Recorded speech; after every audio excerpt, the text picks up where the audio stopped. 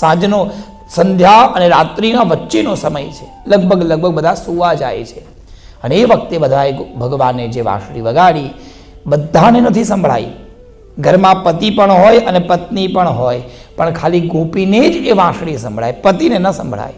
વેણું સંભળાય, વેણું નાદ થયો, બધી ગોપીઓ ઘર છોડી તૈયાર થવાનો વિચાર થયો. લાવો પેલા તૈયાર થઈ જવું, કનૈયા પાસે જવા માટે તો તૈયાર થવું જ પડે, જેમ તેમ તો જવાય નહીં. એટલે તૈયાર થવા બેઠા. કોકે હાથમાં મેસ લીધી, આંખમાં લગાવવાની હતી, પણ વાંસળી વાગી ત્યાં તો ભૂલી ગઈ આ મેસ છે કે પાવડર છે. મેસને પાવડર સમજીને ગાલે લગાડી. કોક ગોપી હાથમાં બંગડી પહેરવા જતી હતી, પણ ખબર ન પડી શું કરવું. એક હાથમાં પહેરાઈ, એક હાથમાં રહી ગઈ. એક ગોપી એક ચોટલી વાળી, એક ચોટલી ખુલ્લી રહી ગઈ.